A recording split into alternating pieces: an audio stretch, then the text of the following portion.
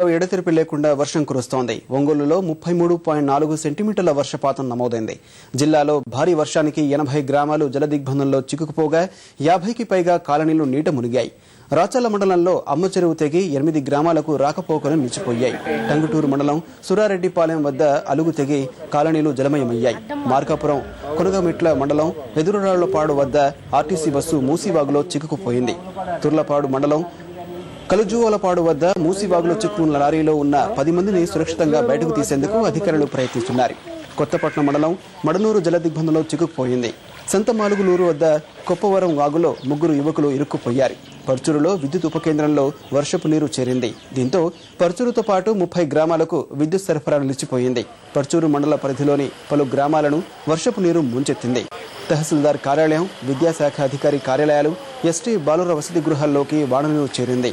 అడుసుమల్లి వద్ద సాకివాగు పొంగడంతో పర్చూరు, గుంటూరు మధ్య రాకపోకలు స్తంభించాయి. ఉప్పుటూరు, నాగులపాలెం గ్రామాలు జలదిగ్బంధంలో చిక్కుకుపోయాయి. చేరువాణులపాడు పరిధిలోని ఏటిగడ్డు పల్లెలు వరద ముంచెత్తడంతో ప్రజలు ఇళ్లపైకి చేరుకున్నారు. ఎర్రగొండపాలెం నియోజకవర్గంలోని 5 మండలాల్లో 3 రోజుల నుంచి ఎడతెరిపి లేకుండా వర్షాలు కురుస్తూనే ఉన్నాయి.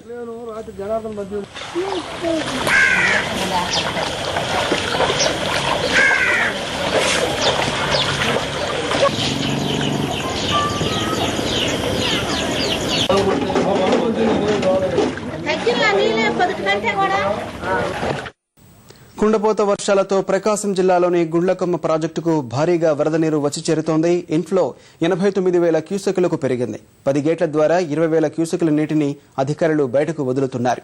లైలా తుపాను సమయంలో మొత్తం 15 గేట్లు ఎత్తి నీటిని వదిలామని, ఆ తర్వాత మళ్లీ ఇప్పుడే అంత భారీ స్థాయిలో నీటిని దిగువకు వదులుతున్నట్టు తెలిపారు. గుండ్లకమ్మ ప్రాజెక్టు వద్ద పరిస్థితిని మా ప్రతినిధి శ్రీనివాస్ మోహన్ అందిస్తారు.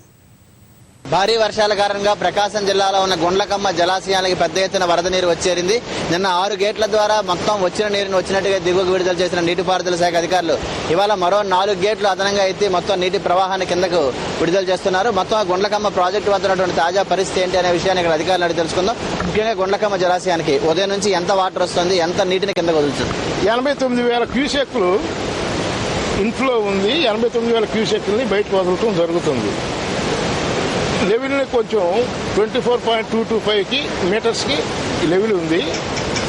దాన్ని 24 తీసుకొచ్చేటందుకు మేము మళ్ళీ గేట్లు ఎత్తి ఇది చేస్తున్నాము. మరో 20,000 క్యూసెక్లని బయటకు వదలటానికి గేట్లు ఎత్తుతున్నాం. నిన్న ఎన్ని క్యూసెక్లు వదిలేరు? ఈ రోజు నిన్న 30,000 క్యూసెక్లు వదిలాము. ఒక స్టేజ్లో 35,000 కూడా దాన్ని పెంచాము.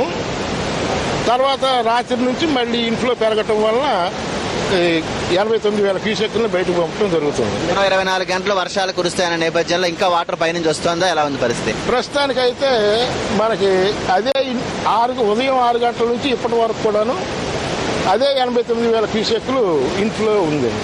మనకి ఎక్కడి నుంచి క్యాచ్మెంట్ ఏరియా, ఎక్కడి నుంచి వాటర్ వస్తే ఈ ఫ్లో ఎక్కువ? ఇది క్యాచ్మెంట్ అయితే గుండ్ల బ్రహ్మేశ్వరం, గుండ్లకమ్మ పుట్టింది అక్కడండి. గుండ్ల బ్రహ్మేశ్వరం అర్ధవిడడుగులు అక్కడ నుంచి మనకి ఇక్కడ వరకు ఉన్నటువంటి క్యాచ్మెంట్ అంతా దీనిదే. అంటే ప్రాజెక్టులో ఇప్పుడు ఎప్పటికప్పుడు నీటి మట్టాలను పరిశీలిస్తున్నారా? ఎలా ఉంది ఇక్కడ సిచ్యువేషన్? ఏ విధంగా ఉంది?